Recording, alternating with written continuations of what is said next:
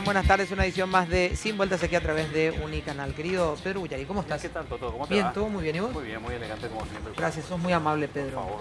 No, no, Lo mismo digo siempre de vos cuando te veo. muchas gracias. Sí. ¿Todo bien, todo tranquilo? Estupendo día. Bien, ¿cuándo vas a la expo? El jueves. El jueves desde la mañana ya. Desde la mañana y también el lunes. Y también el lunes. Claro, desde la mañana, ¿no? Obvio. Bueno, que disfrutes tu estadía por Sé que la expo. estuviste disfrutando estos días, que está hermosa mucha gente. Sí, Calorcito lindo, ¿viste? Sí, precioso, aprovecha. precioso, precioso. La verdad, muy lindo. Lindos días te están tocando. Sí, Doña. estamos Claro. pasando días preciosos El en la... sol ahí te haga. Sí. en la No expo. tenés frío, ¿no? Un baño de vitamina D, pero Así tremendo. es. Vitamina A y todas las vitaminas. ¿Cómo estás, Mariana? Hola, Toto, bien. Para el lunes ya vas a tener un color más veraniego, entonces. Ya, sí, sí. Solcito. ¿Me estás diciendo estoy pálido ahora o...? No, digo que estás disfrutando el lindo día al aire libre en la expo. Te agradezco, Mariana, que en un rato tiene la introducción del tema del día de hoy. ¿Cómo estás, querido Goroso. Felipe ¿Cómo Goroso? No, te iba a decir otra cosa, pero me guardé porque como no ¿Por me hiciste qué? nada todavía, entonces no... Por si acaso. Sí, por si acaso. No tenés que ser malo así, Sí, en sí. televisión. No, por favor. ¿Cómo va, Toto? Bien, todo muy bien, ¿y vos? ¿Bien? Bien, ¿qué tenés que hacer después? ¿Por eso el traje? No, o... bien así, tranquilo. De onda, Es por. ¿Qué decidiste con el traje hoy? Sí, Y la banderita paraguaya, ¿sí? no supe qué ponerme, me puse feliz. Sí, no supiste qué ponerte. Y sí. Es que naciste para eso, Felipe. Sí. Para ser feliz. No te vayas a conformar con menos, te pido. Arroba por favor. Vigilando. Sí, señor. Saludos a la La tía banderita paraguaya. Se Quedó. nota que la última vez que nos pusimos el traje fue el 14, 15, más o menos. por No, ahí. quedó ahí bien. Aparte, Sí. uno no deja de ser paraguayo solamente en mayo. Capaz, tapando un agujerillo, están ahí del lado de la solapa, uno nunca sabe. Siempre es No. un buen recurso también. Alguna polilla. Claro, alguna polilla, algo que haya comido un chiqui. Un chiqui. Eso. Bueno, vamos a hablar de un tema que de alguna forma, Mariana, ya lo abordamos en ciertos aspectos, en ciertos puntos, pero desde los números que han salido hace muy poco, dando a Paraguay una calificación, entre comillas, si es que vale el término, poniéndonos en la cabecera un ranking que tiene que ver con la cantidad de personas que están privadas de su libertad, pero no tienen Sin condena, pero no solamente privadas de su libertad, sino que están dentro del sistema penitenciario, Así mismo. que es peor aún. Hay estadísticas que marcan, vos sabés como estudiante de Derecho, también todo esto, cómo se ha manejado dentro de una problemática. Y el tema que hoy nos convoca es ese. Paraguay está en América, en el puesto número 1, entre los países que tienen la mayor cantidad de personas privadas de su libertad, pero sin condena. Hay estadísticas que marcan que 8 de cada 10 personas que están dentro de una penitenciaría no tienen condena. Y eso es realmente grave. Hablábamos días pasados aquí sobre la posibilidad de este proyecto de ley que ellos puedan votar de alguna Claro, forma. discúlpame, que te interrumpa. Justamente lo que nos llamaba la atención era, está bien, es un derecho, pero Más derecho sería salir, ¿verdad? sí, más derecho darle un poco más de justicia a nuestro sistema carcelario. Sobre todo más derecho sería que tengan alguna condena. Pues, por lo ¿Verdad? menos. Por lo Justicia- menos, O sea, una resolución, Justicia sea barra libertad o prontitud, condena. ¿verdad? Bueno, sí, por eso. Que, bueno, prácticamente son sinónimos en este momento, ¿verdad? Pero Sí. es inadmisible así la cantidad de gente que no tiene condena porque los expedientes Y el- duermen sobre los cajones Sí. en los cajones de los jueces, ¿verdad? Y el punto que, bueno, solo para agregar a lo que decía Toto, el problema de violentar el derecho de esa gente es que está ahí pudiendo ser libre, pudiendo tener que estar afuera, Sí, sin embargo claro. está pagando ya una condena estando recluido más allá. Porque el sistema penitenciario, justamente uno de los problemas es la famosa división. Cuando uno está preso sin condena, uno está privado de su libertad, digamos, de manera preventiva o todavía en el proceso, no debería estar recluido junto con aquel que sí está pagando una condena. Pero la situación de hacinamiento hace que incluso esto sea también difícil y escapa del control, porque la gente no entra a revisar si efectivamente están separados o no, y ahí ya, bueno, todo lo que sucede dentro de la cárcel. Y remarcar lo que vos decías, que estamos haciendo como una continuidad, porque días atrás hablábamos, estamos buscando que estén mejor dentro, cuando es decir, que puedan votar, cuando lo ideal sería que tengan una resolución de su caso, ya sea la condena o ya sea la y que libertad. el derecho a voto era simplemente, bueno, no simplemente, dentro de la complejidad del caso, es un punto dentro de otros miles de derechos que tal vez se están vulnerando dentro del cual. sistema Totalmente. penitenciario. Lo vamos a hablar, por supuesto, y está con nosotros la señora Estela Maris Cacase del Mecanismo Nacional de Prevención de Tortura. ¿Cómo estás, Estela Maris? Gracias por acompañarnos. Muchas gracias por la invitación y sí, realmente ese es un tema que a nosotros nos preocupa mucho, así que vamos a ver qué tal. Impactados por los números y sobre todo en qué sentido llega el impacto. Estos son números, digamos, que tienen fuente en el mismo estado probablemente y que ellos conocen de esa situación y de los distintos gobiernos que han pasado, pero nunca se revirtió esa situación. Por eso es que genera, digamos, una sensación más allá de otros números que se puedan dar y así. Hay una política con el hambre, con el trabajo, con cuestiones que tienen que ver con la salud. Pero este es un número que va creciendo dentro de nuestro propio sistema y no hay casi acciones que trabajen para revertir estos números, ¿verdad? Muy pocas, realmente muy pocas. En los últimos años, la política que tenemos de combate al narcotráfico empeoró visiblemente el sistema. Hay un crecimiento desmedido que ustedes pueden ver a partir de la ley 1340 y las consiguientes, en donde, por un lado, estas leyes tipificaron el microtráfico, el consumo, la tenencia y demás, todo lo que sea droga, como crimen. Y por el otro lado, la ley también dice que el crimen no debe tener medidas sustitutivas, y tiene que ser cárcel, prisión preventiva. Así leen los jueces. Y eso es lo que hace que si te encuentran con un toquito de marihuana o crack o lo que sea, a veces hasta dentro de lo que dice la ley, igual la policía te lleva, igual muchos fiscales imputan, igual terminas en la cárcel. Hay también un temor de los jueces de dejar libre y en proceso, en todo caso, a la persona, porque puede ser visto como un juez que facilita la salida de estas personas. Entonces, estamos llenando, pero a un nivel que es ya absolutamente inmanejable. Estamos el doble de la capacidad que se tiene y vamos a seguir creciendo. Es más la cantidad de gente que entra que la que sale. Esta ley antidrogas que tuvo una discusión en su momento breve porque salió, digamos, como una medida que muchos veían como positiva, también tiene, digamos, otros condimentos que muchas veces tiene que ver con la criminalización de las adicciones, ¿verdad? Claro. No todo aquel que tiene algún monto mínimo o un gramaje mínimo de alguna sustancia está comercializando eso, pero tienen todos claro. el mismo trato, y eso habla también de la criminalización de las adicciones en nuestro país, que es un tema que también lo tratamos acá y que tiene que tener sin dudas otro trato, pero lo vamos a profundizar también. Está con nosotros el defensor del pueblo. Doctor, ¿cómo está? Gracias por acompañarnos. Bien, bien. Al micrófono, te toca hoy micrófono de mano, tenés que apoyar ahí. Bueno, Ahí está. Bien. Un saludo, Toto, para vos. Muchas gracias por la invitación, a ustedes también, señores periodistas, y a la audiencia. Doctor Godoy, muchas veces se dice que esta situación también deviene de un tema que tiene que ver con los defensores públicos, ¿verdad? Muchas veces en donde aquel que está dentro del sistema no sabe de su situación, desconoce la parte ya del proceso en la que va, y muchas veces siquiera ha visto más de una, somos generosos, más de 5 veces a su propio defensor, ¿verdad? También habla de un abandono por parte del sistema, ¿verdad? Que están promoviendo ustedes también desde la Defensoría del Pueblo en este momento. Bueno, finalmente es competencia eso de la Defensoría de Reos Pobres, pero nosotros tenemos como competencia la defensa del debido proceso, y de alguna u otra manera estamos hincando sobre la posibilidad de existir una verdadera celeridad. Pero paremos un poco en lo que hace al problema propiamente dicho.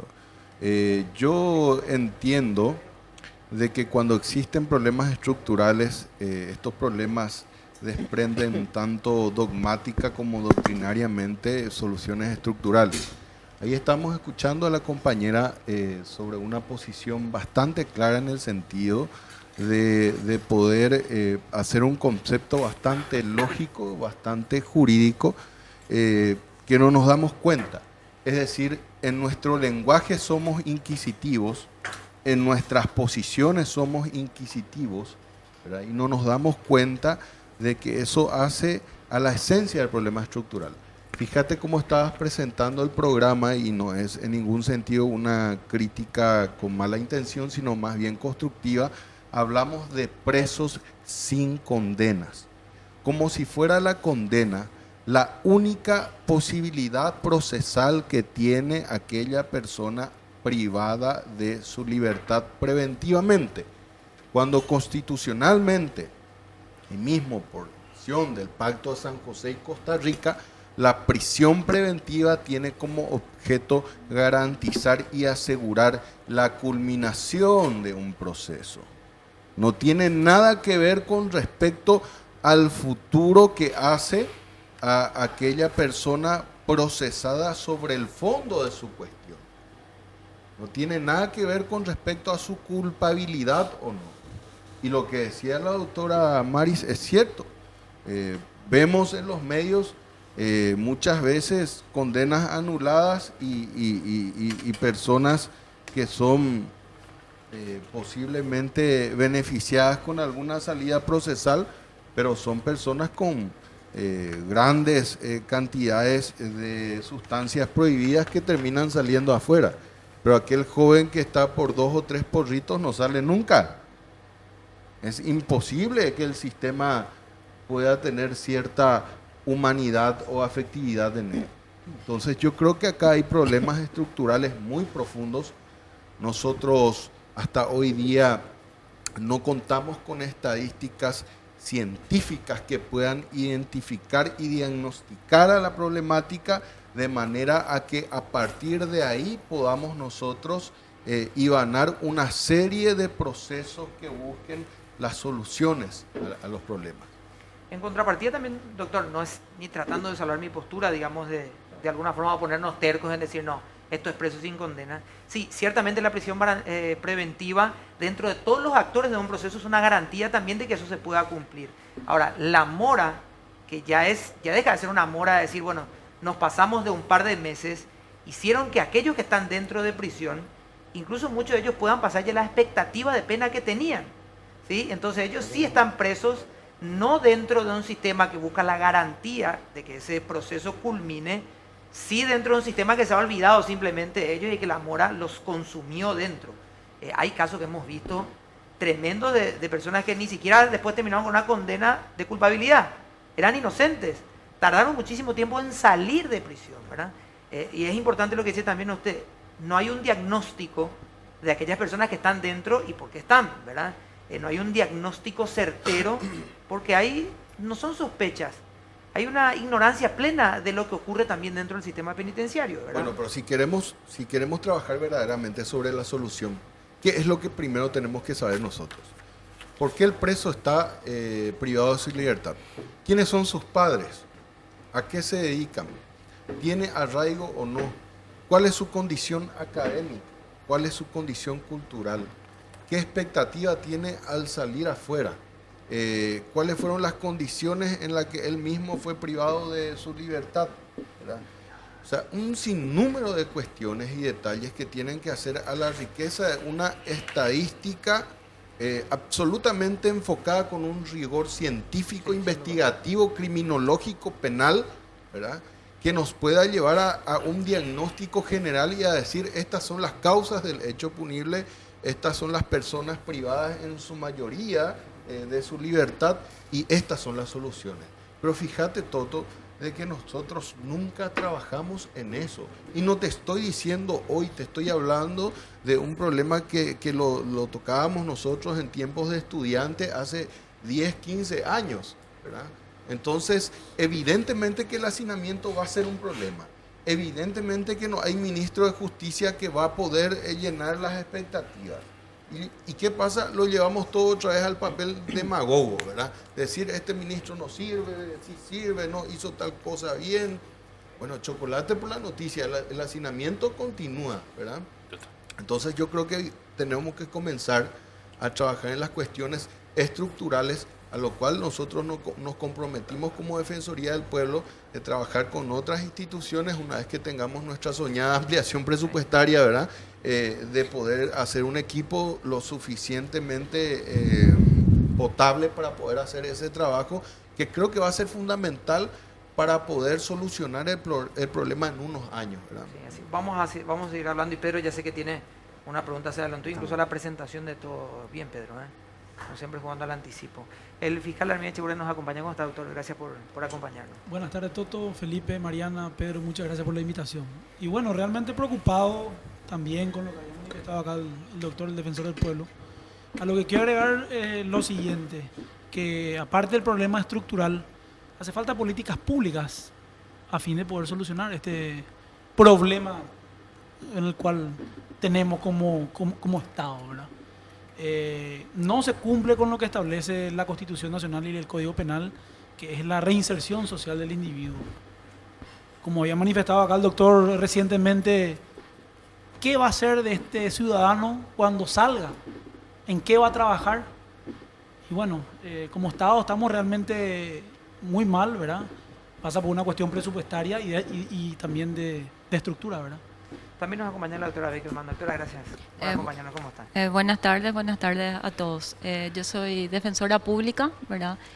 No de la Defensoría del Pueblo, porque de repente hay una equivocación, ¿verdad? Como representante de las personas de vulnerabilidad que cometen hechos punibles y no tienen recursos para tener un abogado particular, entonces ahí entra la función del defensor público, para eso nosotros estamos. Doctora, nosotros hemos hablado aquí cuando hablamos de la situación de los menores específicamente, y nos decían desde varias organizaciones que muchos de ellos están ya dentro del sistema y no sabían cómo llegaron hasta ahí, en el sentido no de qué cometieron, sino las partes de los procesos. Desconocían, digamos, la parte procesal de cómo llegaron ahí. Los adultos también pasan por eso. Ellos, digamos, se encuentran en una situación de estar primero detenido, después dentro del sistema, sin conocer a profundidad lo que se vive o parte de su proceso. Bueno, en realidad toda persona que es aprendida o detenida por la fuerza pública dentro de las 24 horas es puesta a disposición del Ministerio Público, donde se le informa el motivo de su detención. O sea, la persona sabe por qué está detenido. Y luego, si es que dentro de las próximas 24 horas se le pone a disposición de un juez penal que dispone su libertad o no. En ese momento siempre es asistido por un profesional del derecho, ya sea privado o público, nosotros, ¿verdad? Y ahí siempre se le cuenta cuál es su situación, cuál es la causa que tiene, ¿verdad? Y durante todo el proceso nosotros como defensa pública tenemos la obligación legal de visitar a nuestros asistidos por lo menos una vez al mes, ¿verdad? Y en esas visitas nosotros siempre le informamos el estado de sus causas, quién es el juez, quién es el fiscal, las diligencias que se están realizando, así las expectativas a medida que avanza el procedimiento, ¿verdad? O sea que muchas veces yo creo que de repente las personas, no todas, pero es como que se olvidan rápido, ¿verdad? Yo, por ejemplo, me voy, le doy mi tarjetita ahí cuando le asisto y después cuando le visito 2 semanas después, si está recluido, ya no tiene mi tarjetita, ya no se acordó mi nombre, ¿verdad? Entonces es como que hay de repente un desconocimiento en ese sentido, ¿verdad? Pero al menos yo puedo hablar por la defensa pública, nosotros resguardamos ese rol que tenemos de informarle a nuestra gente cuál es la situación de su causa. Pedro, ¿tenés una pregunta después? Es difícil que un chico de 15, 16 años guarde su tarjeta, no creo que se acuerde su nombre tampoco, pero bueno, forma parte del... Aclaración, yo soy defensora pública de mayores, de adultos, ya, ¿verdad? Okay. De todas formas también. Sí. En fin, lo que escuchando al defensor me preocupa porque francamente me da la impresión que el mismo sistema critica al sistema, pero no hace absolutamente nada para que esto cambie. Porque, doctor, vos también fuiste abogado, estuviste caminando, fuiste abogado del foro, en fin, no sé si te benefició o no este sistema, pero es que todos conviven y todo el mundo le critica. Pero ¿de quién es quién tiene que, cómo se dice, ponerle la cascabel al gato y a ver cómo solucionamos esto? Más bueno, ahora que estás en una función oficial. Claro, sabrás comprender de que como abogado defensor, mi problema principal era solucionar las situaciones para las cuales me contrataban mis clientes. Punto final, ¿verdad? Hoy tengo la oportunidad genuina de poder quizás iniciar un proceso de cambio dentro de lo que yo creo que está mal, pero para eso primero tengo que identificar todas las causas y todos los males, con todo el rigor científico correspondiente, ¿verdad? Y con respecto al hacinamiento, yo creo que nosotros tenemos que entender una cuestión. El nombramiento de los defensores públicos en estos últimos tiempos y lo de los fiscales en estos últimos tiempos es verdaderamente escalofriante en lo que hace al nivel académico y al nivel de compromiso con la pasión que debe representar el trabajo de cada uno de nosotros. Para mí, verdaderamente, mi trabajo representa una responsabilidad y un compromiso y es algo que yo quiero hacer, que me gusta hacer. Pero nosotros, dentro de un esquema judicial, cuando nos conocemos, muchos te dicen, voy a concursar para ser defensor público porque gana 22 millones y no hace luego nada. Ando ya por ahí voy. Entonces, lejos de poder intentar reestructurar esta situación, no le estamos dando hincapié a eso. Yo estoy bastante satisfecho con los fiscales y los Pero ¿por qué defensores permite que sigan dentro del sistema si usted conoce quiénes y que son? los conozco, si me permitís Lo terminar. que pasa- Sí, lo que lo que pasa es que es muy defensor, fácil nomás respecto delegar a esa los responsabilidad. Necesitamos que se acuerde que está en televisión. Sí. Tiempo televisivo. Sí. Esto no podemos nosotros hablar en radio media hora cada Y intervención. no, lastimosamente Entonces, lo que yo le no quiero- estoy en el vamos- jurado de quiero enjuiciamiento puntualizar a magistrados. usted, es Pero que- se Pero puede lo que presentar yo quiero hacer denuncia. en este Sería mismo bueno. momento es entrar como Lo que pasa es que no abogado. para hablar. A ver, O sea, Pero hablando sí, de no, media- se Si me entiende igual, invitaste pero acá, continúa. yo creo que tengo que hablar, ¿verdad? Está bien, pero Si formato no se televisivo. puede, me tenés que decir No, también. la idea sería que sea un diálogo. Que sea concreto y Y que te sea un soy debate. concreto. Que sea un debate. Si puede Bueno, aguantar un debate. nuestra idea es entrar a depurar ese sistema justamente como acusadores en el jurado de enjuiciamiento Exacto. magistrado por el desconocimiento de la ley que existe, ¿verdad?